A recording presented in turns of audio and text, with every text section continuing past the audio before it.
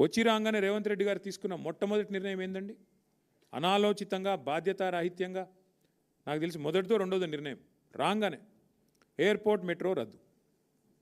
ఎందుకు రద్దు చేశారు అని ఎవరైనా అడిగితే ఆయన చెప్పిన కారణం కానీ ఇంకోటి కానీ ఎంత అనాలోచితం, ఎంత కుత్సితం అంటే అసలు అర్థము పరదం ఏది లేదు.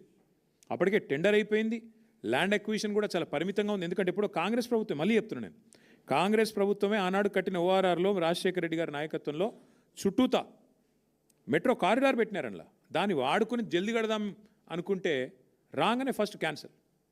ఈ పాటికి అయిపోయేది ఎయిర్పోర్ట్ మెట్రో ఎక్స్ప్రెస్ కారిడార్, ఈ పాటికి 2 ఏళ్ళు దాని టర్ము, ఈ పాటికి అయిపోయేది. ఎందుకంటే ల్యాండ్ అక్విజిషనే లేదు.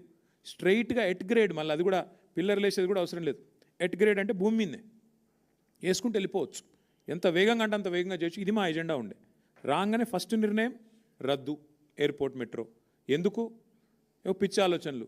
కేటీఆర్ భూములు ఉన్నాయట మధ్యలో, ఇక ఇట్లాంటి పిచ్చి ఆలోచనలతో ఈయన రాగానే ఫస్ట్ నిర్ణయం ఎల్ఎన్టీకి కొట్టిన దెబ్బ రద్దు. వాళ్ళు పోయి అడిగినారు, సార్ ఇది టెండర్ అయిపోయింది, మాకు అవార్డు అయింది, దయచేసి సహకరించండి అంటే నథింగ్ డూయింగ్, గెట్ అవుట్ అని చెప్పి ఎలగొట్టిండు. ఆడికెళ్ళి పంచాయతీ మొదలైంది ఎల్ఎన్టీకి రేవంత్ రెడ్డికి.